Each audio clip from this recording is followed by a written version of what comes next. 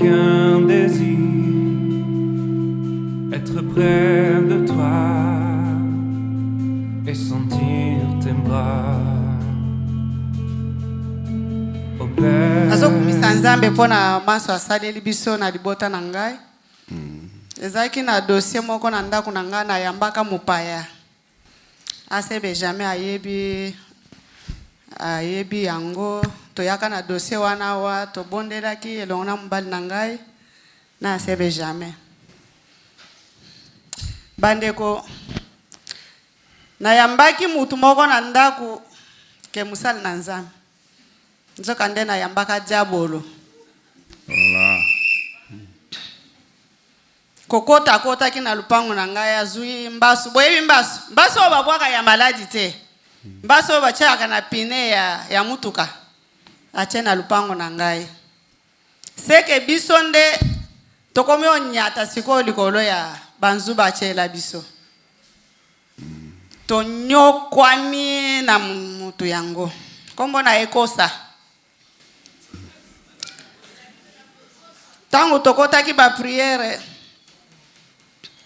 Asalite biso bakolo lupangu tobima na lupangu totikela ye. Wow. Toyaki na dossier wana pe papa toyebisaki ye na yaka tina mama na ngai awo. Tina point ya mama oyo ya ngai aboti ngai. Afundi ete aza locataire na ndako na ngai. Natongelaki mama ndako tobimisa pe mama toyaka na mama tia awo tokutaki na papa pasteur abondele pona ye. Tito bimisaki mama na lupango na ngai mama akei. Kaka mutu wana azo mibenga musali na nzambe aza pasteur. Abundi bitumba tina kolonda kuye moko mobali na ngai tobima kaka totikele lupango. Bande kuna yebisi beno te mbasu oboyo kaka mbasu ya se apina mutuka. Mena kumisi nzambe tango tokotaki 5 jours akangisa nga pe na kasho. Tango tokotaki se une semaine oyo akangisa pe jour nga nazo ya prière mbala nga pe aza na kasho. Bande kuna yebisi bino boyebi biso tozo salela kaka batela kimia nga na kobundela yo. Mutu kolo lupangu tende akomi kolo lupangu. Bandeko. Zamba za malamu. Troisième jour ya prière. Bayebisie trop c'est trop négatif. Inanena ndako wa mutu ofutaka te, ozobundisa ye, ozonyokola libota papa na nyonso yo ye na ngwao. Désormais tika ndako wa bato. Nzamba akataki makambo bandeko. Nzamba akataki makambo. Akataki makambo. Yango topesi nzambe merci. Topesi nzambe merci. Amen. Amen. Zamba zamalam. Zamba ijisa salaka. Tobetela zamba na maboko. Azazambe munene. Témoignage, monsieur Zali.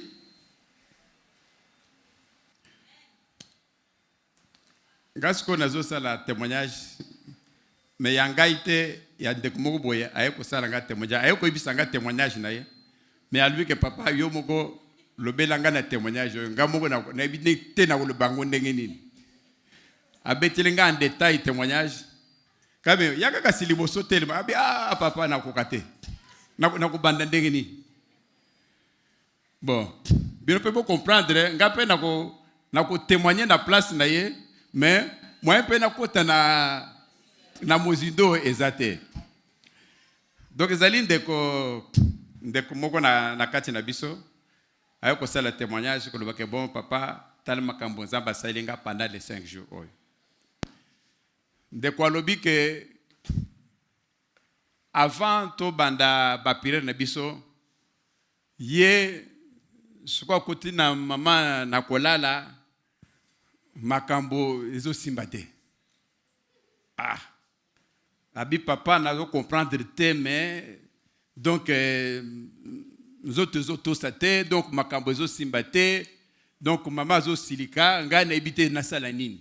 Donc na mona qui passe na komi mobali en carton ya copal. Alors, l'air tu bandi 5, tu bandi kaka bapire na biso à 5 jours yo. Ngana ibisi nzambe na bi nzambe na ngai, qu'est-ce qui m'arrive boy? Nga ko nazali moins de 30 ans, boy na boye, qu'est-ce qui se passe nzambe na ngai telema? Alors de kwazolo bake akanaki que 5 jours soki to bandiye akozala kaka libumu na se. Mukulu liboso ya mibaleti tosilisi nani ba prière na biso. L'air tosil sango tokatiango dimanche to clôturer. Sikoyo azongi na ndako pour que misale bande.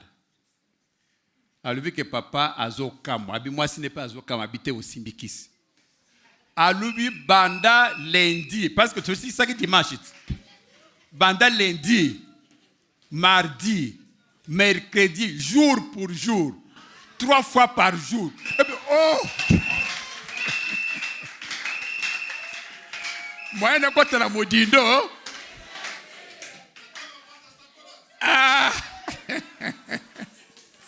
Papa bisinga dalbi en tout cas tis koyo papa ngana zo kam moi singa zo kam alobi mbe oyo makambuni no abi oyo ezali 5 jours. Yango na ebisa ke papa yaka kasu témoignage bi me papa na kubanda ndenge nini. Na kubanda ndenge nini na témoigner mais yo moko loba na kati na ngai. Donc azako yoka mais moi to lobanda ye ezate. Tobete la zama boko. Donc ba témoignage eza ebele zamba asali ebele azo continuer ko sala encore ebele.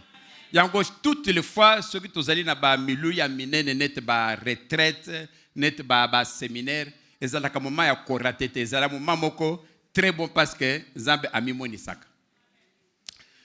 Bon ba témoignage yo tikolekawa na kumisi zambe pour zambe asali na kati ya mama o makamone andako na kati ya oyo pende kwa kakiliboso nzambe aso lokumu. Bon toti ko sili samate na biso o ezalaki sur la malédiction familiale o tosukaki na étape ya chapitre ya alliance balien na ba hôtel. Tokata kinde kokata parce que ezali chapitre moko munene tokoki ko continuer na chapitre moko wana ti pendant une année te tokati place wana mais par après tokozongi lango na ba étape mususu sima peut-être soki zamba songi tokoki ko na mikolo ezoya ko banda peut-être chapitre mususu ya biloko wana ezali par exemple ta destinée. Destinée ezali ezali l'erio botami. Qu'est-ce que Zamba a prévu pour toi? Destinée ezali nini? Est-ce que simbi destinée wana? Est-ce que ozo bonsamna destinée wana? Qu'est-ce qui fait que destinée na yo ozo koma ngote? Ta destinée. Tout le monde qui Jérémie wana nazo funa mona moi petite parenthèse. Tout le monde qui Jérémie zambe kolobena que banda libumu mama na yo j'étais consacré nani prophète. Banda libumu c'est-à-dire que l'air mutoisa déjà na libumu zamba consacré ye prophète. Donc kokoma prophète bumoni prophète zélité comme prophète le loté ezalaki banda libumu ke zamba consacré prophète. Est-ce que zélika ka pona Jérémie ou bien zélé pona batunyos? Ezélé pona batunyos. Mais est-ce que ye ba consacré prophète akumaki prophète? Yo eloko ba consacré est-ce que wana ezali destiné ezali makamoko to solango to komona pe na mukanda Jérémie wana quelque part balobi mais cause na mukanda Jérémie ezali na mukanda mosusu oyo zamba zolo ba ke bon tu as raté ton héritage à cause de quoi? De ta propre faute. Zamba mutazolo héritage no ezalaki l'air zamba botami l'air mutunyo so botama na malette na sina tema te wana il y a peut-être 3 ans. Yo kozala boy toute une ligne tracée na étoile na yo tokozonga le pe il y a quelques années na te qui peut sur ton étoile brille okomana kaka mutu azongi azana étoile na yebal baka butazana étoile wana ezali denge zambo ya sali pona yo tala okokoma boy okoma mwasa mokozo okoma mukozo okoma boy ozala bantiris boy tout ça toute cette destinée ezali déjà ekomami banda lero botami obimi na libuma mama tout ça est écrit jusqu'à la fête na mokolono kokufa tout zamba asa tracé ligne wana est-ce que sikoyo ligne wana ndenga kokwesi nzambe nde okozwango nde place siko bitumba e yaka yangwana c'est pourquoi comme Satan azali esprit azomona avenir abi moi soyo mobali azana étoile hein tozomona kokoma boya alors siko to bundisa nde place bitumbe banda kwana bitubanda kapona nini le bamona ke destiné nayo le bamona ka place ozo kende nde place nini bitumbe zo bande zo zoyo na ukota nakati kuna mingi tena upesa kama exemple amuke poto banda eloko tokolo balelo bwebi ministre moko bon nakutanga kombo na ete paza azape mukonzi munene lelo le razala ki mwana azokutanga na campus atatolaki angoye moko même moto asalaki makambo ana pe atatolaki l'air azatango na campus qu'est-ce qui se passe azana ndekonaye ndekone wana koto na koloba kombo ne parce que atatolaki angoye moko asalaka pe témoignage nanga kalanga mwana Zaire boyebiet kalanga mwana Zaire bon boyebiye bon azale camarade dans Mobutu biloko moko ndenge boyebindenga wana alors tamo boyele razo sola msiko makambo na ye pour que azwa bangenge azwa batwa mibale minene azwa biloko moko minene ndenge wana ba pesi esko no il faut se pesa biso mutu pour que ngozwa mbongo ale pesa biso mutoyo oyo tokoko zwa yesiko tozi ba chance na tozi ba étoile na ye comme ça ozwa mbongo sikoyo ye na makanisi na bumutu kalanga mwana Zaire a témoigné kango donc na ko tanga comme ne parce que moko ba témoignage me pele ka so pe o loki na Google o chekalanga mwana Zaire o komona ba témoignage a témoigner kama kamunyo so asala na vie na ye alors sikoyo ake par exemple komona mutambonga bi comme ngana yenu uzwa mbongo na ningo uzwa mbala mbongo ake mona ndeko ne moko boye oyo azana mbongo ebelwana aibi ataka leso na eke pesa nganga voilà ye azana mbongo ebele comme ça mbongo ne ya pa na ngai siko le razo ngo apesa ngo pa nganga talibia bité we azana iloko te mais azana mbonga bité yete mais lobana ba mabar famille na yo abandi koloba loba nazana boy na bona boy mais epa no wano zana nani epa na ngawa na vivaka na siko atangi kombo ya ministre ya lelo wana o lelo wana zana campus abina zana yabi ye habité yazana iloko te azapa na ngaza makolungulu ngakutu mtu nafutale kala sa habité yende azana étoile yende azana chance bele yende azana biloko bele lukande ye vous comprendre hein?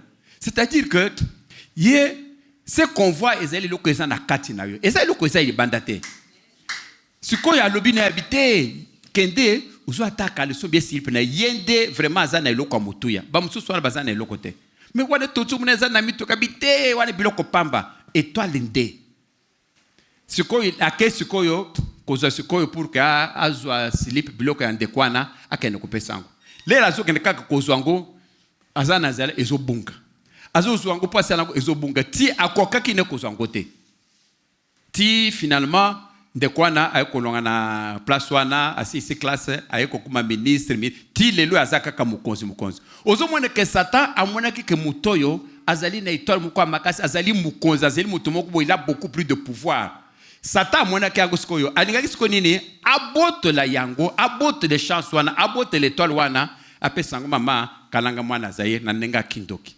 mais akokaki te c'est ça ta destinée destinée wana oyo place ozo kende zambe asi apesa yango Satan pe amona ka yango mais siko iloko babonisaka yo nde yango wana koya ko bimisango pour que yo utikala maboko pamba nde omona ka mutu atanga mikozala mwasa mukonzi akoma mwasa mukonzi pourquoi parce que batabi bi oyo akokoma boy babotoli yango de bitumba yo mingi batu bazaka nango enfin eza makambo eza masolo moko to solango mingi ler to solo la makambo ba destiné to ko solo makambo étoile na yo ezali ça va de pair beaucoup comprendre que chacun de vous a sa destinée chacun de vous a sengela ki azana eloko il fallait asengeli a sal a comme mais Bible solo ba que c'est à cause de votre propre faute hein, que vous avez raté votre héritage mutu mususu a cause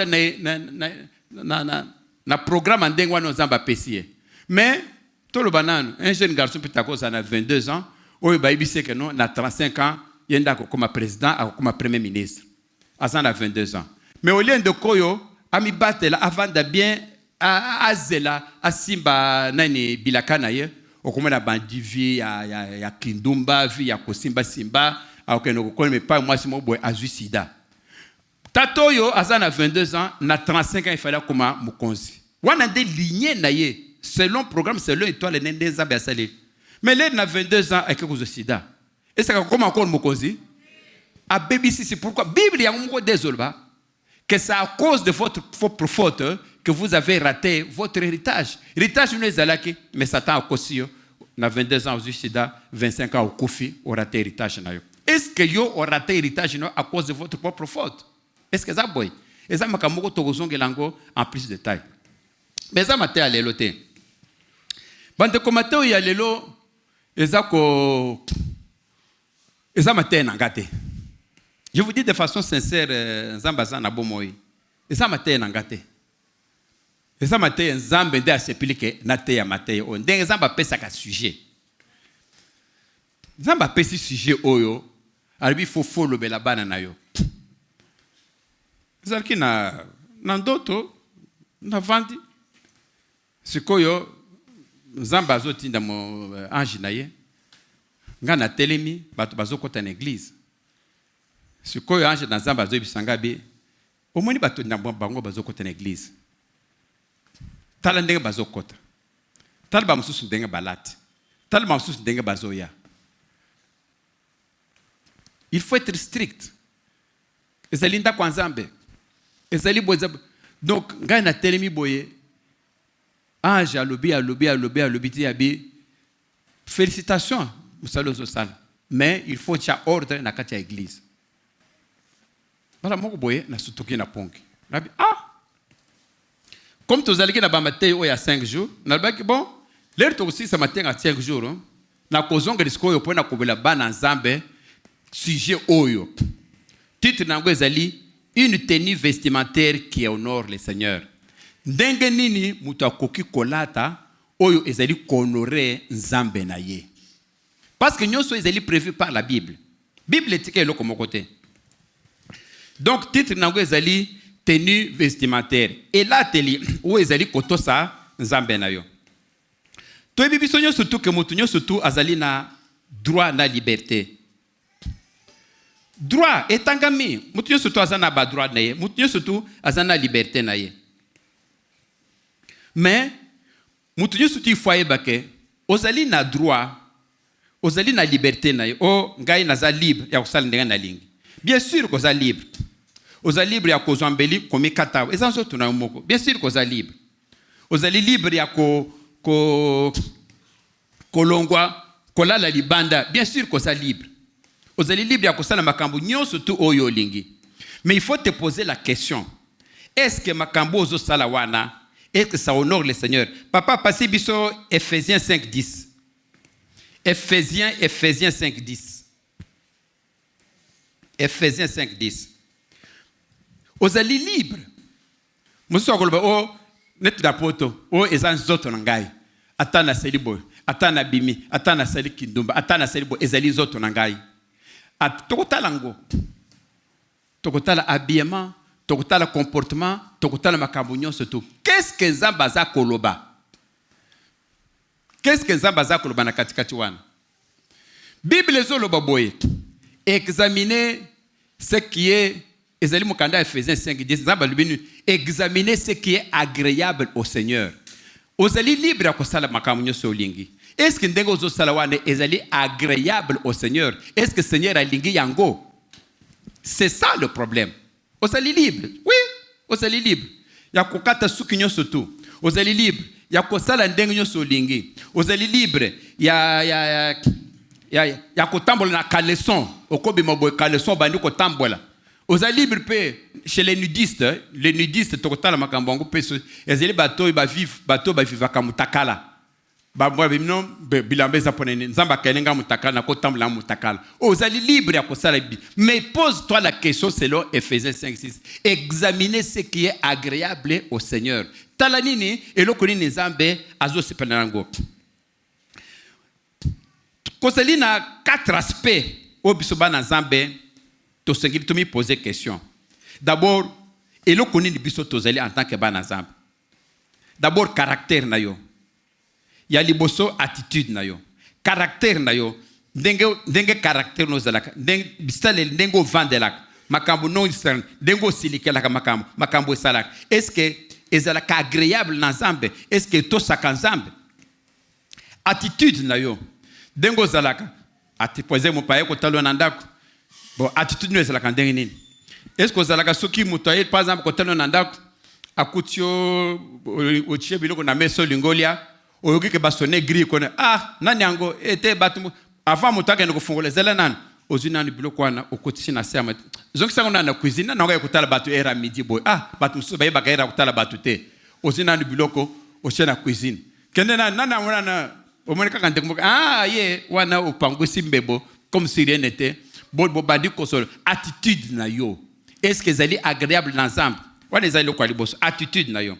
Ce que nous disons, et le ko biso tolobaka, et le ko biso tosololaka. Est-ce que c'est agréable ensemble? Les bovanda kwana, les bosololaka, conversation na baninga. Est-ce que ma solo wana est agréable ensemble? Ou bien soko vani nandeko, makamni baniko solola. Ndengeni yekuna. Aiba katako lata te. Yekuna yekuna soka seli beauté na ye okanisa soka outi village. Est-ce que ba solo na ye bo solo laka? Est-ce que c'est agréable ensemble? Conversation. Chaque fois que vous faites quelque chose, il faut toujours vous poser cette question. Est-ce que c'est agréable? Est-ce que zambazo se pelenango langage? Bozo solo langage. Oyo kaka batusu balobak. Asa langage mabe. Aye bakata ko senga pardon te, aye bakata nini te, donc azali so kaka ata oseli kambo azo ganga kaka asa langage mabe ozo bolo bakango bino moko langage musane ko ganga ngapamba omona kaka bamba msu bago sala bafanya na ndako ba uke bon papa ye shérif aye awa yesikoyo abana ko ganga ngangao mama ye longoli biloko na mesa longoli che biloko mama ye abana ko ganga ngangao. Est-ce que vraiment langage ou une conversation, est-ce que Zali Malam, est-ce que Zali, ça honore le Seigneur, oui ou non? Ce sont des questions qu'il faut vous poser. Et là, on connaît la conduite. La façon dont ça se conduire. Est-ce que conduire ce sont des questions où il faut que se poser. Et puis, il y a que Zali tenu. Des places que tu vends, tenu nayo. Tenu nayo ndengo Zali nangwana. Est-ce que Zali koto sans zambe? Est-ce que c'est agréable ensemble, oui ou non? C'est ça, ma camouflage, le bilinga ou naibiso que Willik Matea oy. Ça, bazou sangra bitala. Est-ce que c'est agréable ensemble? Na teni ma cambo toxola bas peignon surtout à tenu. Teni zaka kabilambate, teni zali nzoto, teni zali suki, tokol ba makambo ba bijoua. Ezaliao na préparango. Tokol makambo ba pantalon. Est-ce que mobile moi c'est sangala la pantalon? Tokol makambo ya suki ya ba mesh. Nyo surtout zamba a tout prévu. Bible les ali très très très riche. Makambo bozo kanise kezeli kaka ya pambo yo. Bible a tout prévu. Tokol saka na tatouage bato ba se tatouaka. Et les autres non, moi je suis libre non. Et les autres nangai a se tatouawa, a dessiner koi a dessiner. Bible azolo banini pona makamnyezo. Tout ça est ali tenu. Qu'est-ce que Dieu dit? Zambazolo banini na makamnyezo toana. C'est ce que Dieu a dit. Tala le bela banana yo. Zoto les temple à Jésus Christ. Zoto les temple à Jésus Christ. Est-ce que temple wana il faut chango couleur nini? Il faut chango tatouage. Il faut dessiner un koyao. Il faut dessiner serpent d'un amour à dessiner serpent. Mosusu soka dessiner ata scorpion pa boyo.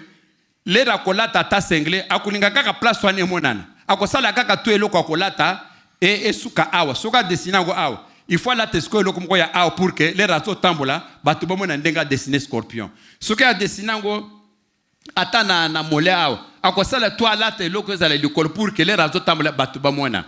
Alors on va se poser la question. Oza kolata pona yo, oza kolata pona nzambe ou bien oza kosala eloko ezeli agréable na nzambe. C'est ça qu'il faut se poser la question. Eloko nyoso ozo sala, il faut sala ezana but nini. Ozali ko projeter nini ozali ko luka solution nini oza kusala ngo pona nini pona lukumu na yo ou bien pona lukumu na nzambe. Amen. Tozoka na malamu. Alors okomona sujet soki tolobi yango okomona kaka bato mosusu babi nzambe atalaka motema nzambe atalaka nyonso wana te nzambe atalaka motema bandeko boloba nano bible mpe ezoloba na katikati ya makambo nzambe atalaka motema. Il est difficile de dissocier eloko ezali na motema na eloko oyo ezali libanda, c'est-à-dire l'intérieur. Bible azoloba ngo to pese verset ngwa ko l'intérieur de l'extérieur, parce que oyo ezali na intérieur nde eza ko refléter extérieur. Papa pese biso mukanda ya Matthieu 15:8. Matthieu 15:8. Matthieu 15:8. Matthieu 15:8 ezoloba boy. Matthieu 15:8. Ce peuple m'honore des lèvres, mais son cœur est éloigné de moi. Nzambe atalaka motema. Oyo ezali extérieur, ezali na importance prédominée pa ya Nzambe te. Mais il est difficile de dissocier oyo ezali na motema na oyo ezali libanda. Soki na motema na yo, ozali ko to sa Nzambe, boto si Nzambe wana, ça va se refléter à l'extérieur. Soki mutu par exemple aibi kete nga nazo lata po na Nzambe, nazo to sa Nzambe. Mutu ana jamais akolata mini Egypte. Mutu ana jamais akolata ba culotte moko boye oyo ekolekisa zoto ne mobimba te. Mutu ana jamais akolata tokomona batenu, akolata batenu oyo ezotika tolo polele te. Asalisi tenu moko boye, oyo esalemi ke bole rezo ya boye. Il faut ma belle oyo songa ligne oyo entre ma belle et mona na batu bamona ngo. Ozo lata po batu bamona, ozo lata po na Nzambe ou bien ozo lata po na yo, po na kusipa zoto. C'est ça le grand problème. Est-ce que makambo ozo sala wana ezeli agréable à Dieu? Ce que ozo sala po ozo agréable à Dieu et ozo agréable à Dieu. Ozo récompense na ngo. Mais ce que ozo sala po na yo po na mukili. Alors mukili nde ekopesa yo réponse. Zamba kupesa réponse na côté. Amen. Alors, na mukanda Zamba zolba que mon peuple m'honore des lèvres, mais leur cœur est loin de moi. C'est-à-dire que ce qui mutasa na motema na ezali point na Nzambe, ezali diriger vers Nzambe, makambo na ope okosala et ko se refléter pas Nzambe parce que il est difficile, impossible ya ko dissocier. Mutasa na motema malamu, okomona pas sel makambo malamu. Mutasa na motema mabe, akusala pe makambo mabe.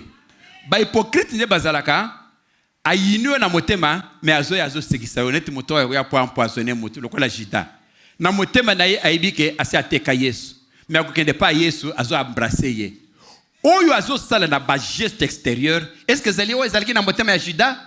Voilà biloko mbali keseni ko sala bon côté parce que ce qui est à l'extérieur ezali ko refléter o ya intérieur. Il faut dire que na intérieur na yo ezali na mutuya yango pe ko bimba pe na libanda à l'extérieur. Il faudrait bilokwana ezala vraiment que ça devait que ezala de pair. Ce qui motema na yo opesango a Seigneur yeba ke Nzambe akozwa motema na yo akosala lango pe okomona pe elonga na kati na ye. Ozomona bisonyo surtout ozali na relation na Nzambe.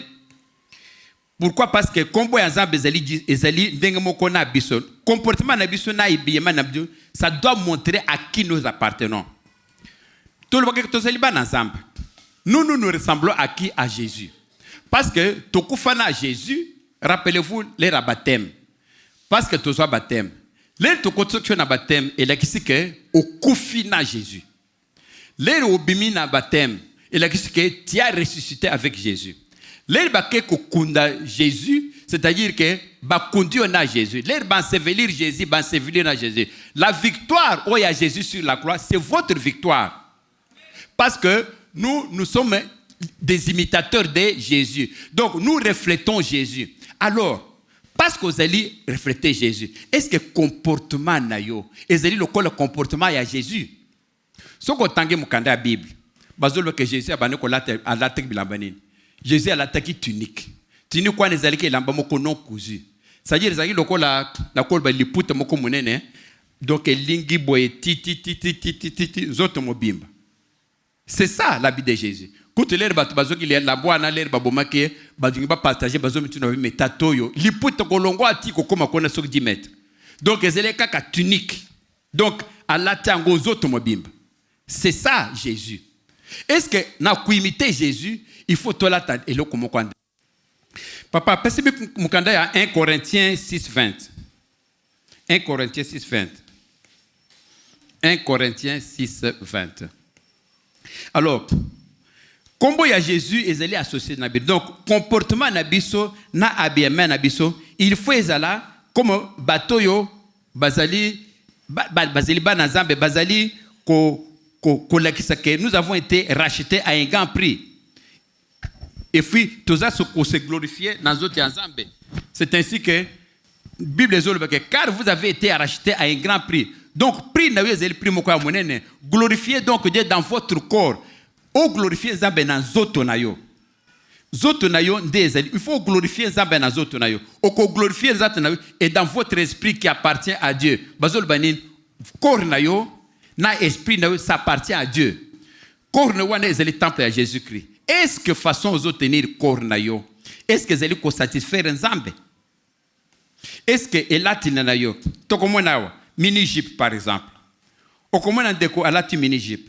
Alors que dans le temps il était dit, na ba école, na ba place tout, au moins na soki ndeko mwasi alati, obligation na ba école, ezali que bon, okolata jupe, il faut les cas genoux. C'est ça la norme. Okolata jupe, ezala en dessous ya genou, vous faites au-delà il est qui genou. Mais okomona bande comme susu tenue, ezala pour satisfaire les embêtés, ezali tenue, ezali en dessous, il y a le colo à genoux. Okomona bashot ezali babilo kwa mukuse olati eloko moko kwa mukuse est-ce que ezali koto sanzambe na notawa ba robe ouverte ba jupe ouverte na sina mona bandeko boyibi biloko wana ndeko mwasi akolata jupe ekozala jupe bien c'est quoi yeko chabo meka ngo fante fante ngo ole fante ezala esuka tati na genou fante na ye komatati soki wapi. Alors il suffit qu'à l'air absorbé télécoloboy, absorbé tango nanko, c'est quoi côté nous soit nana zoto ne ti parfois ti à moitié à coups saison monan. Asalango nanko, hein? Asalango nanko. Makambo ne boye bien bino ba maman. Ba fante. Au comment au sali jupe ça bien. Mais fante c'est quoi au kosenga que fante wana ezale matati likolo. Pour que les rio kotambola batu bamona ozola tapona batu ozola tapona Nzambe. Est-ce que ce que tu fais là est agréable à Dieu? Est-ce que Nzambe kosepela na yango? C'est ça la grande question. Alors kolate bilamoko décollecté bilamba ajusté na zoto, c'est-à-dire que soko lati bilambwana zoto na yo surtout ezomona nake alati boy. Et puis ça la vraiment kitoko côté muto alati lamba azotambola ata l'équipe soko talie ozomona na caleçon ndenge ozomona ba singa caleçon ndenge ezali bien que ozomona caleçon alati lamba le colomé tu sais voir que bon alati caleçon zela caleçon yango bilo kwa neza propreté ozali de ko papa ozali de ko maman obimi olati caleçon na c'est tout à fait normal mais kolingate sikoyo elamba likolo ezala serré tellement zoto na au point que bazotala bazomona on peut voir caleçon yo lati na kati bazomona banzela nango non et sa propreté est-ce que c'est tout ensemble est-ce que c'est agréable à Dieu biloko wana eza malamu te il faut ça les loko oyo ekopesa Nzambe lokumu koza biloko moko boye eza kopesa relief te na zoto na yo. Alors pour na résister na biloko nyos oyo qu'est-ce qu'il faut? On se pose la question, il faut qu'on landa mode mais il ne faut pas qu'on landa mode. Pour résister à biloko nyos il faut ça il faut lire la parole de Dieu. Parce que ce qui ozo landa parole de Dieu qu'est-ce qui va se passer? Okozala mutu moko boye ozo landa mode. Or Bible ezolo bakek on est du monde mais on n'est pas dans le monde. Tozali na monde mais tozali na monde te. Papa parce que ezali mukanda ya Jean 17 14. Jean 17 14. Tout expliquant que bana Nzambe va comprendre. Jean 17 14. Bible ezolo bani nawo. Mukanda Nzambe rezo bobo. Je leur ai donné ta parole et le monde les a haïs. Parce qu'ils ne sont pas du monde, mais moi je ne suis pas du monde. Zambazol bake il n'est pas du monde. Toza na mokili, mais toza bato mokilité. tout se comprendre place toi. Physiquement, nous vivons dans le monde. Mais psychologiquement, moralement parlant, nous ne sommes pas du monde. Pourquoi? Parce que le monde les a haïs. Le monde est haïr Nzambe. Le monde est bon Nzambe Jésus. Nous sommes dans le monde, mais nous ne sommes pas du monde. Pourquoi? Parce que makambo yo tozo sala ezeli makambo mukilité. Tolanda makambo mukilité, tolanda makambo Nzambe. Amen. Mukili ezana makambo na yango, bana Nzambe bazape na makambo na bango. Eza boité. Alors, ce n'est pas parce que tozana mukili que tolanda makambo ya mukili. Awa mini-jip, ngape za mode makambo mikolo mini-jip, olat mini-jip. O makambo mikolo yo babenga kango taille basse et pas ba papa. Bilo kwa na mona go pas ba jeune. Et bandaki tamo na kumi komona ngorar. Okomona ndeko mobali alati pantalon sikoyo akitisi pantalon ti aw. Siko caleçon sikoyo ezomona. Siko le raso tambolo wana ozomona de caleçon pantalon ekititi aw. Bobi makambo anati. Est-ce que makambo yo zaba ko se prenango? Est-ce que ça agréable na Nzambe? Mais pourquoi Nzambe lo balangate? Je vous dis de façon sincère na bato yo ba ikokota sima. Makambo yo Nzambe lo bilingango nandoto. Nandoto. Na telemi ali boso à église. Anje Nzambe azoya. Abi pasteur, tala bato bazokota. Il faut lo bela bango. Est-ce que Nzamba koko se prenne makambo boy? Regarde comment ils sont habillés. Regarde comment oezalinda kunangai. Raison pour laquelle n'a ko préparer Matthieu pour vous en parler parce que ce qui na lobi ngote Nzamba ko frapper Nzamba engagé Nzamba za camarade nangate. Nzamba ibisinga na loblabino. Yangwa na zo blabino makambo oyo. Alors, Nzamba lobini nao. Parce qu'ils ne sont pas du monde. Comme moi, je ne suis pas du monde. Zamba lubike azali muto mokilité. Bisope tozali na mokili mais tozali ya mokilité. C'est-à-dire que le monde a haï Jésus. Le monde est haïr, monde peut croire biso. Donc tout ça la makambo ya bato mokilité bien que tout ça na mokili.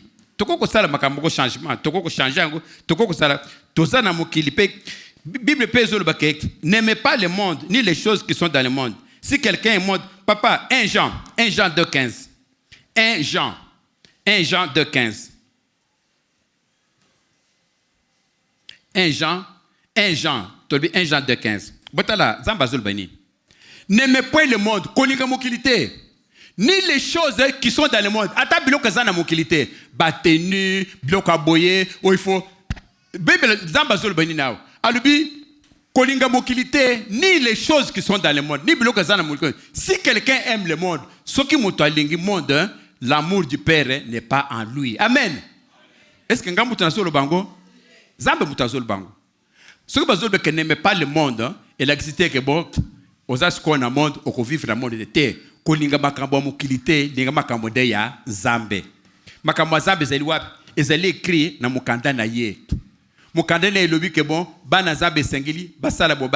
Yo linga makambo ya monde sko lelo yo, balubi ke bon, na poto bazo bengango, na habité comme nango, soki liberté ni nango. Mibali bazo bala na mibali. Eza na mokilite. Est-ce que Zambe pa lobi bongo? Alors, sikoyo Zambe lui que kolinga mokilite, tali siko mokili, ba komi ko baile sa mibali na mibali bazo bala na bazo bénir bango pe bon, bo bali na komba na Jésus Christ. Basi na basi pe bazo bala. C'est ça le monde. C'est pourquoi Zambe lui que kolinga mokilite, kolinga makambo mokilite. Parce que soko linga makambo mokili, c'est que ozana Nzambe te. Mais linga de makambo ya Nzambe, linga de oyo Nzambe da lobi na mokanda na ye. Mais kona de makambo ya mokilite. Nzambe yango na zobe. N'aime point le monde. Ni les choses qui sont dans le monde, ni makambo bazo sana mokili, ni comportement bazo sana mokili. Kolinga yango te. Si quelqu'un aime le monde, ce que mutalingi makambo o ezo sana na mokili, l'amour du Père n'est point en lui. Ce que yolibi que non, ngana zungi na mokili bon. Balibi que ngam mbali bakoko balana. Bon, ngasi koyo, comme na Jean. Oh nani Crispin. Toni ngaga to balana ko to balana. Babanis ko Crispin na Jean, bakomi ko tambola. Na siko bakobenga bango mwasi na mobile yo, babenga wasiko mobile na mobile. Mobile na mobile. Ah! Vraiment, c'est ça le monde. C'est pourquoi ça dit que vous êtes dans osali na mokili, mais vous n'êtes pas du monde. Ozo vivre na mokili, mais yo kozala muta mokilité. Amen. ezali conseil Nzambe alubik nayibi sabino. Mateya oyo, ça ne vient pas de moi, ça vient du Seigneur alubik nayibi. Yangwana na préparé Mateyo pour que tokende malembe pour comprendre nazol bango na avec des versets bibliques à l'appui. Ce n'est pas moi. C'est Dieu qui veut que vous puissiez vous conformer. Ozali na mukilime, ozali ya mukilité. Alors, Zamba lubite ke olunga na mukili. Non. Mukande à Jacques 1:27. Papa, Jacques 1:27. Mukande à Jacques Zolbake, nous sommes appelés à vivre dans ce monde, mais à nous préserver des souillures du monde. Jean, Mukande à Jacques 1:27. Jacques 1:27. Jacques 1:27. Awa Mukanda Zamba Zolbanin. La région pure et sans tache devant Dieu notre Père consiste à visiter les orphelins et les veuves dans leurs afflictions et à se préserver des souillures du monde. C'est-à-dire que bah péché à monde, on se préserver, on s'alangoter. C'est ça la religion pure devant Zambé. Ozana mukili mais bas souillure, c'est-à-dire bambido, bas salité, bas déchet à monde, se préserver, c'est-à-dire qu'on s'alangoter. Ozana kati à monde mais qu'on s'alango makambo ya monde te. Salakaka makambo yeza koto ensemble. Amen. C'est ça qu'il faut faire. Alors, boyebi eloko na bano koloba sikoyo à propos ya ba comportement. Tozana monde moko ba commerçant bazali. Bato basalaka ba jupe, basalaka ba bilamba, batonga ba milamba. Bato wana bazo sal business ba on peut bazwa mbongo. Banana batonga ba bijip eza bango banana batonga ba décollecter eza bango banana ba créer ba mode que non ba fi ba comme kolati sa bango olati alati à celle sorte que bon fi ya kokolata mabele libanda ou bien mabele kaka tuma mitu peut-être bon même la kati menyo so libanda. Ce sont les affaires bango de batonga kabilo kwana bango bazo lingeskoyo ba kosa mukili. Ça ce sont les œuvres de Satan pour que bosale yango bosomba bazwa bambongo ebele bateka bateka biloko wana mais ezalité que ezali pona kotosa Nzambe. Non, attitude na bango na attitude ya Nzambe c'est tout à fait différent, tout à fait différent. Ezali ndenge moko te comportement na bango na comportement na biso ezali ndenge moko ata mukete. Donc esengeli mutu na mutu ayeba comment est-ce qu'il doit se comporter devant Ninouane. Alors, nakotanga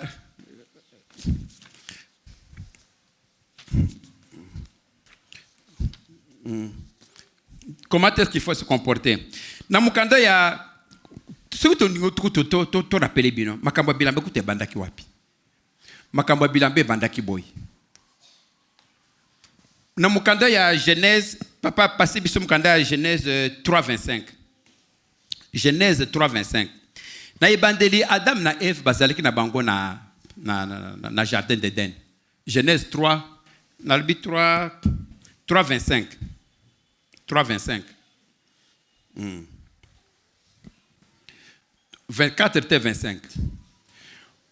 Bible zolo baké Genèse 3:25. Genèse 2:25 pardon. 2:25. Bible zolo bake bazalaki na jardin d'Éden bayibaki teke bazamu takala.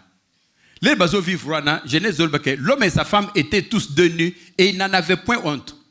Les bazalaki na jardin d'Éden avant basala péché. Bible zolo bani bazalaki na bango na bien bazo tamla bango mutakala anani Adam na Eve bazo tamla mutakala. Bible zolo bani ils n'en avaient point honte. Bazalaki na sonité. Mais sonye yaki ernin sonye yaki ler baye ko péché ko simba bomwana desko babimba na moko boye bake ko bombana ler bake ko bombana wana eskoyo baye ko moneke bazale kinu ler baye ko moneke bazale kinu basal kinin et loko ali bosu balate ki zal kinin ezalaki ba figuier hein papa pasibiso 3 Genèse 3:7 Genèse 3:7 ler skoyo basali péché baye ko mimona ke baza mutakala. Les Genèse 3:7. Les yeux de l'un et l'autre s'ouvrirent. Ils connurent qu'ils étaient nus. Ils Et ayant cousu des feuilles de figuier, ils s'enfirent des ceintures. Les gens comme que baza nu, ke ko zesko figuier, ezaremba papier moi minene bo, zete wana figuier. Ba ko za makasa figuier wana, de ke na ngoskoyo, ke ko cacher sexe, zala ko la cache sexe. Ba ko zesko figuier wana, na mobile na mwasi, ba cheka ko cacher kaka sexe na bango, bakangina singa. Ba ko moneke, sin de place ba bilambe blaki wana. De ba ko moneke bazala kinu. Les qu'on zambaye, ndaye ko monabi Adam na Eve boza wapi? Oh to bombani, to kimio to bombani parce que to moni ko to zam takala. Zamba tu ba men, nana ngwa ibisu bino ko boza mutakala. Est-ce que bolia kimbo na ibisu bino bolia te? Oh, moi si muto ibisa ngana lia. Ah, donc bolembo mawana. De ba ko moneke bazani. Zambe sikoyo, leda ko moneke bazala kini, bazala ki pe bien habillé te, zamba salinin, zambe sikoyo. Ayoko boma siko nyama azupo po ya nyama siko zamba bomi nyama azupo ya nyama de ayoko latisa bango. Amen. De ebandeli ya nini wangu wana pour na nini pour na koexhibe nini koexhibe mutakala pour que bazala nute et mona na teke bazali na nzoto benanga bango eza mutakala. Ezali kaka pour na ko garder nudité na bango. Parce que il n'y a que ça la malamute. Qu'en est-il sikoyo ya habillement? Habillement dans le lobby, ezali kaka bilambate, habillement ezali tatouage, dans batu baza ko se tatouer, habillement ezali nini? Habillement ezali maquillage, dans batu baza ko samia, ezali ba bijoux, ba order, ezali ba souki, biloko nyuso twana ezali ko habiller corps. Parce que so muto alati bilamba, ezaka bilambate, akolata sapato, akosala suki, akosala boye, akosala maquillage, akosala biloko na bon. Mais zambe sikoyo aza kolobani na biloko wana parce que confusion moko ezali total na biloko wana. Okomona na baglize mususu avant ensemble il faut kanga kitambala. Zamba zolobani tozo tala ngona bino. Okomona na baglize mususu balubi ke bon biso na église na biso tolata ka ba orte. Nete chez les branamistes. Ba mususu pe autola taka orte. Okona baglise mususu pe to salaka boite. Mais Bible biso ba muta invité Bible ba batangaka, ce que peut Bible yonga mo na zotanga.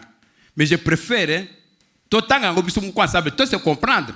Ezalate que na imposer, mais ezalande eloko pi tozoloba e utande pa ensemble. Toyebake eloko nini nzambe azakoloba na kati wana. Amen. Tout maintenant, on a Deutéronome 22.5. Papa, pisibiso Deutéronome 22.5. Deutéronome 22.5. Deutéronome 22.5.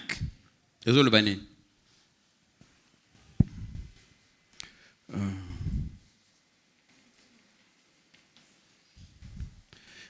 Et vous mettez le on a Deutéronome 25. Bible, une femme ne portera point un habillement d'homme. Et un homme ne mettra point de vêtements de femme. Que quiconque fait ces choses est en abomination à l'Éternel ton Dieu. Amen. Toujours quand malam. Na tamo boy na big bon natanga ngona na lingala. Na yako télécharger Bible la lingala awa. Na habite soke lingala ezolobani. Bokwami Beko, Deutéronome 22.5. A lui dit ceci. Moi si akoki kolata molato mwana. Moi si akoki kolata molato mwana mobali te. Mobali pe akoki kolata elamba ya mwasi te. Moto asali bongo asali likambo liasomo. O miso maye zambe wa yo. Amen. Zambe akela le deux sexes séparés. Zambe akela mwasi, zambe akela mobali. De façon morphologique, tokiseni. Eza boite. Okomona mwasi souvent à cause de la mingi à cause de la monene, à cause de la pemuke, mais bali pe bazali na morphologie na bango. nzambe pa ye kosala ke mobali azali na ba habillement na ye mwasi pe azali na habillement na ye botala nzambe azoloba ke une femme ne portera point un habillement d'homme mwasi akokolata elamba ya mobali te et que mobali pe ne mettra point de vêtements de femme mobali pe akoki kolata eloko ya mwasi te car quiconque fait ces choses moto azosala makambo yo il est en abomination à l'Éternel. C'est-à-dire, azakotosa mibeko ya nzambe te. Amen. Makambo bazoloba awa, esal makape na mboka na biso awa. Lelo yo, basinyo so bakendaka na administration bayibi. Okei pa premier ministre, po okota na porte, soko za na pantalon, okokota te? Okeye pas Félix, ok na présidence. Ozo kenisko poko ta na bureau à présidence, tout ça, et ça n'appelait du peuple. Soko okeye, jeune fille wana oko lati pantalon. Est-ce qu'on ta? Mais boy bisanga nan. Nanda kwa nzambe. Na présidence. Na ni na we eleki bangonyo sutu na mutuya. Kasi atayo moko vraiment. Sikoyo. Nzambe nde sikoyo, azachi ko kamwa bébé na yo. Pour que ne pas ça maluko de premier ministre. Te kuna bakolobela ngai awa bakolobela te mais nzambe nde exasona nini nzambe dazobela yo siko nzambe dazosala nini dazolobela yo lero zokende pas premier ministre avant okende kuna te kuna sokenda kana pantalon okota te na sina koma kuna mwasi mobo peut-être ayebaki te akoma kaka kuna bo asina rendez-vous important non ba position na ba visite mama awa pantalon okota ka wate banduke sina kusala nini na bi mama pantalon ekokota wate c'est quoi ça linine abani kutuna ba film kwana moko azana ile putate bandoka defisa ngai j'ai rendez-vous important na korate lelote nazo voyager ba qu'est-ce qu'on kota ile ba defisa ile puta ce quoi pas vu alati le putana ile kolwana desko ya ye ba kotisie est-ce que ça est propre est-ce que ça est vraiment propre est-ce propreté est-ce boité au moins pantalon moi c'est à kokolata yango mais dans quel cas moi c'est par exemple azo sala sport tolba cheval bon ndenge bato ba matana cheval soki muto aza na jupe cheval ezalaka le colle pas et boîte mais yo komata avec jupe pour battre cheval te il y a des conditions où moi c'est akokola ta pantalon de wana kozali ba sport mususu ba travaux mususu d'homme net ba travaux ko mécanique net ba travaux moko boy ezo senga par exemple net ba travaux ya courant bomuni courant ndenge bato ba matana ba poto wana il faut tia le kolo boy pona ko bongisa ba courant dikolo.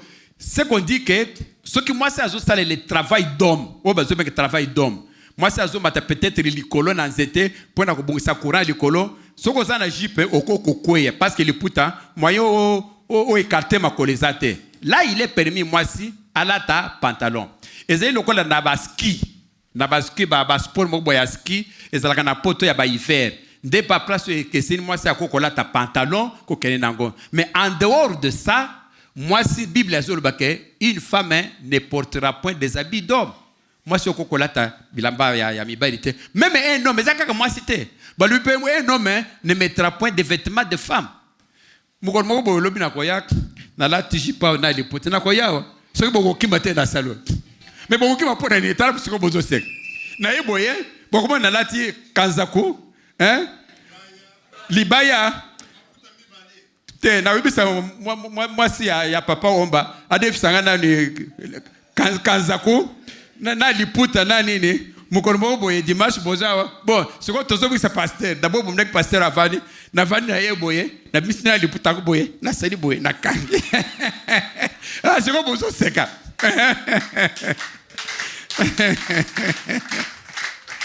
ce que bozo seka c'est que bomoni que c'est pas normal. Ngai mobali na koko late bilamba ya mwasi te. Mwasi pe akoko late bilamba ya mobali te. Surtout pas à l'église. Surtout pas. Mais l'église a tout ça la kaka 3 heures de temps. Koya na 8 heures, kosil sana 11 heures. Dimanche pe tozo kaka 2 heures. Koya na 16 heures, kosil sa 18 heures. Mais nabi ke ba mama nyoso tout. O balate ka pantalon, namuna pe ba on na ba jupe, namuna pa on pe na ba robe. Mais ce qu'on me dit que soit une église, pardon, hein, Mukoluane pendant ces 3 heures-là, là, t'as ta jupe, là, t'as ta robe. Comme ça, les recommandations, mais les bandes, ce qu'on là, t'as pantalon pour qu'on ait pas course, wana Italie zambete, mais pour un respect pour un zambe. En tout cas, toko senga, on là, t'as pantalon. Parce que pantalon, on là, tu vois, Soko baby so kendo ta le premier ministre. Yo moko ko avant baby sa yo moko ko longolango. C'est-à-dire auto si premier ministre, auto si présidence de la République, auto si même ba ministère mususu ko kende pété. Kende na ministère ya ITPR. Kende pas Jean-Tini Gobila kone na OTDV. Okoko tatin. Okoko makaka boye boy. Oui, je suis venu voir le gouverneur. Te mama a pantalon écoute raté. Osumuni ke komina soni. Mikasiko na usala ine babi non. Awa balanda ka dikambo balanda ka biblo yo. Balanda ka oyo. Une femme ne portera point des habits d'homme. Kasio data ndenge nini. Parce que ezali bongo. Donc et la question que nous devons koto ça kopé sans zambuli même kopé ça respect. Kopé ça ezali agréable na zambe. Amen. Tobete la zamba boko. Ah. Makambo ya koloba ebele mais tous obligé tokata parce que ba sujet ça na ebele na habillement c'est que Dieu dit. Tolbi na makambo foulard te. Tolbi makambo mususu te maquillage te. Tolbi makambo ya tatouage te bato bazo c'est ba persil. Hein? Donc Zamba sepili ke na ibisibini makambo boye ba que dit Dieu à ce propos. Zamba zolo banene na makambo oyo. Il faut tout le makambo ba légaliste ou on a préparé. Hein? Et puis mukande pe ya Bible papa tout ce qui saka kawana na 1 Timothée 2:9. Tout ce qui ça moi déjà ngonge koki 1 Timothée 2:9. 1 Timothée 2:9. Ezolo banin 1 Timothée 2:9. Mukande azam bezolo baboy. Je veux aussi nalingi lisusu que les femmes vêtues d'une manière décente, basées bazola de manière décente, avec pudeur et modestie, ne séparent ni des tresses, tresses ezali basuke bokankawana, ni d'or, ni or, ni des perles. Boibi ba perle o bochaka na babeka ni manza ba mayaka, ni d'habits somptueux, ni bilamboyo ya somptueux, c'est-à-dire que lati bo badio si vous batala yo, o menaka ba net ba o meni ba robe de mariage mususu zalaka. Ce que moi c'est Maria Zaliawa, ezo continuer ti kuna mususu ba ko chata 10 mètres. Donc batu bazotala bi robango bazotala uti kuna. Donc biloko moko somptueuse. Bon, tozongela parce qu'il faut tokota na détail. Est-ce que makambo zamba lobiawa ezandenge nini? Est-ce que batu bazo comprendre nango bien ou bien bazo comprendre nango mabe? Est-ce que ce qui zamba lobi que bon basi faut balate de manière décente, décente la kisinine. Avec pudeur la kisinine. Avec modestie la kisinine. Ne sépare ni de stress. Donc chaka stress so ezeli moya modèle ni zamba kozo wala. Est-ce que tolbi que bacha treste zamba zubi que bacha ba meshte zamba lubi que parce que na moni quelque part de kumususu azako côté azolo ba que bon ba maman bacha ka ba meshte pourquoi parce que soko zo cha mesh il existe que zebi sans zamba que zambo salinga bien te zambe suko pesinga zamuke ya nga muko skona loko yanga na bakisi parce que yo salinga za nango bien te ba mso bazolo ba bongo tokozoka le makambo yo en détail, tu es besoin de l'indenge nini, hein? Pour que tous aient la conscience nango ni d'or. Est-ce que Bible a lobby que bon, moi c'est à kokola ta orte, dengue ba mususu baza koloba. Est-ce que ba comprendre version dengue lobby? D'or déjà, biso te lobby que non. Bible lobby. Quand on dit ça, ce n'est pas vrai. Parce que ça peut verser mususu. Oh zambe azola ti sabatu ba or na ba diamant na kingo. To bimi sangwe ça na Ézéchiel.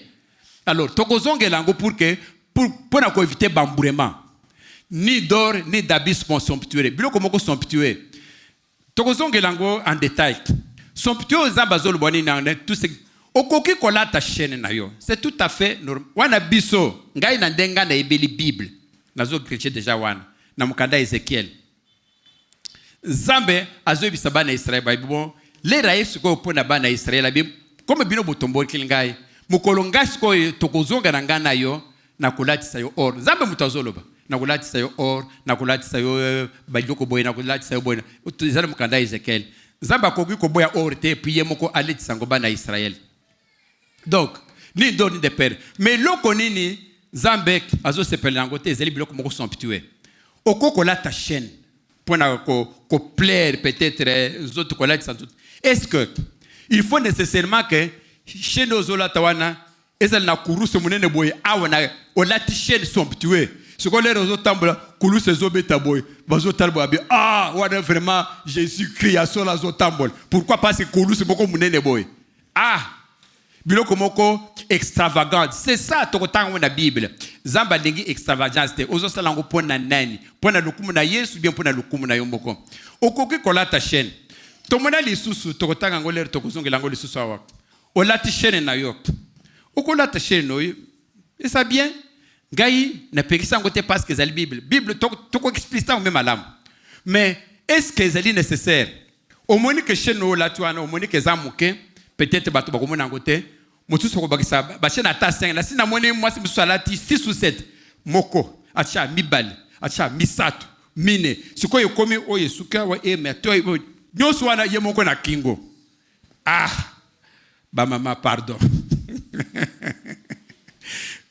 na boy sedete na mone mama wazotalanga na mone pe mama mutene alati se ne kitoko ya muke na mone ba mama kona sika est-ce que ndenge mama alati boy eza kitoko te.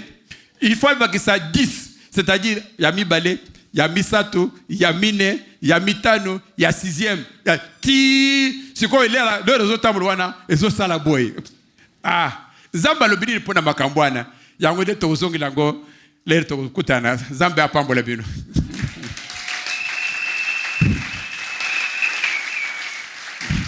Tokotelema pour ko semble na moni. Baliaki déjà heure na papa Manix. Il fallait avoir des témoignages avant, abandiango a ibi déjà 15 minutes. A raison que ça m'a mususu. Et le koni siko tozo sambela. Liloba oyo je vous dis ba papa, ba maman, mes frères et sœurs, mateyo yo na ibaki nanga yangote. Ezaliki kutu na mutu nangate kengai na kote ya mateya oyo. Mais je vous dis de façon sincère, Seigneur, il m'a dit, voilà, et là qu'il faut qu'on y ça, bana zamba yango. Mais pourquoi zamba le biango? C'est que zamba remarqué yango. Là il faut naibisa bana zamba. Comment est-ce qu'ils doivent se comporter? Comment est-ce que qu'est-ce que zamba ni nazol bapona kolata na bango pona zoto na bango pona ele kaka basite zeli basina mibali. Bomoni autolbinin. Moi si alate bilamba mobali te mobali pe alate ya moi cité donc tozol bela kaka moi cité tozol bana moi si na mobali et loko ni siko tozo sambela to songi pa nzambe apesa wi esprit discernement. Pourquoi? Parce que bande ko mususu ezala mibali ezala basi ba éviter qu'est-ce qui est agréable à Dieu.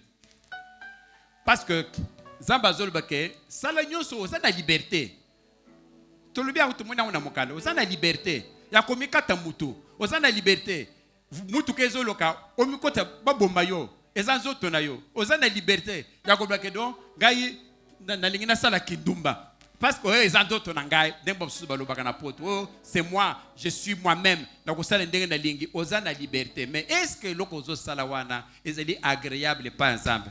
Est-ce que nzamba zo sepere nango? C'est ça, à toute action mettez-vous olingola telamba boy. Est-ce que vous sepere sans ensemble kolata te pour que ce périssayo. Tout ce que vous devez faire doit être pour la gloire de qui? C'est ce que dit la Bible. Et nous connaissons que ça les a pour la gloire ya nani ya Nzambe. Et nous connaissons que la tawana. Est-ce que vous que c'est la gloire à ko sepel Nzamba ko sepel. Ko la teni ni kotika mabeli banda boy. Est-ce que Nzamba ko sepel? Ko sala jipwa na ko tia fantiti e pa boy. Est-ce que Nzamba ko sepel? De ko kolata kaleson kotika sa pantalon boy o taille basse aux autres tambole boy. Est-ce que Nzamba ko sepel? Et nous connaissons tout yo ko sala. Ça là on prend la gloire ya Nzambe. Pour ça là on prend la gloire na yote parce que toute la gloire revient à Dieu. Amen. C'est que pas Nzambe esprit discernement, Nzambe a éduqué yo. Chaque fois qu'on sala loko, on sala on prend la gloire na ye. Et ça la prend la gloire na yote. Au péché te. Parce que ozali na mokili mais ozali ya mokilité. Tu dois se comprendre hein? Tozali na mokili mais yo ozali ya mokilité, yo ozali ya Nzambe. Parce que Nzambe t'a racheté, c'est-à-dire Nzambe somba yo. Tu appartiens à Dieu. Or Dieu azalaka na lola. Dieu azalaka na mokilité. Donc toi tu appartiens à Dieu parce que tu es racheté. senga nzambe apesa yo esprit de discernement tosambeli na kombo na Yesu Kristo.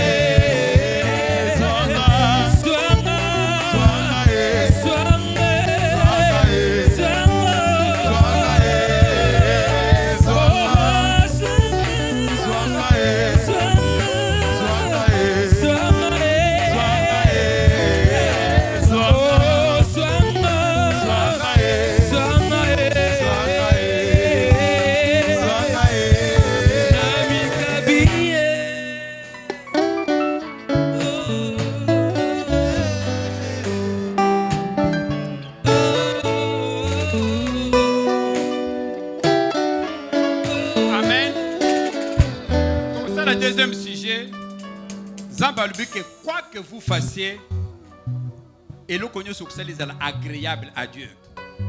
Il faut s'engager Zambé. Pour au coco ça les locaux boy, au coco se comporter dans le langue boy.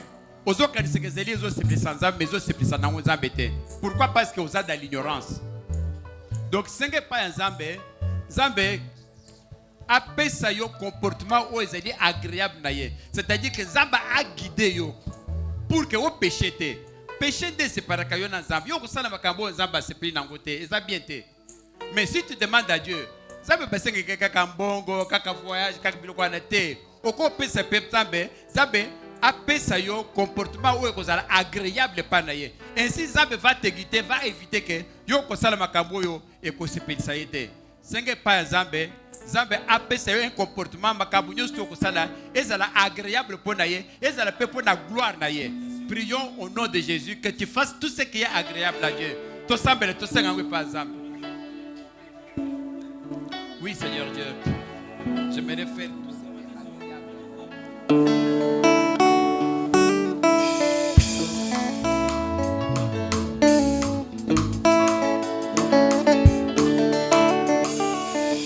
Kono Yesu yo mwana ya Nzambe yo na mitema ya basantu etalelaka bayaki na yo bazongaki pamba te papa malamu oyebola ta pasi ya bana ozali moko oyo aza na makoki pesa biyano na baike na mbala moko. Oh Yesu, oh papa malamu Yesu, ekimelo na ngai oyo. Yesu, bizoli na ngetangi. Oh Yesu, nakomi na suka yo.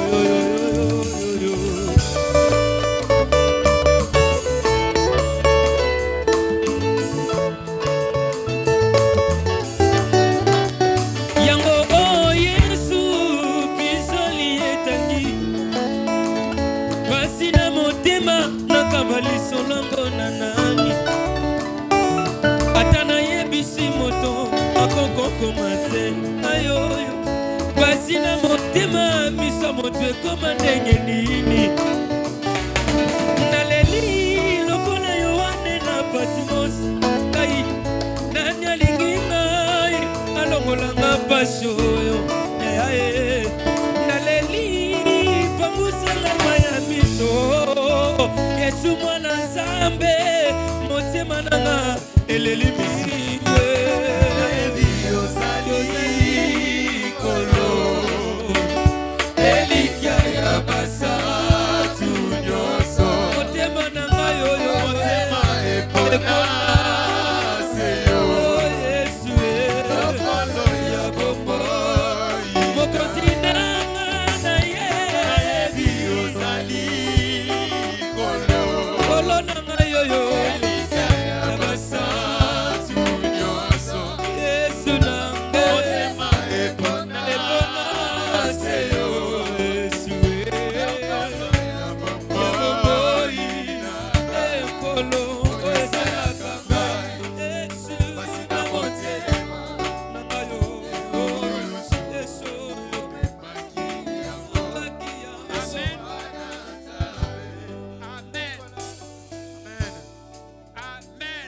Amen. Nzambe na biso apakola bino. Okofanda. Je n'ai qu'un désir, être près de toi et sentir tes bras. Oh Père,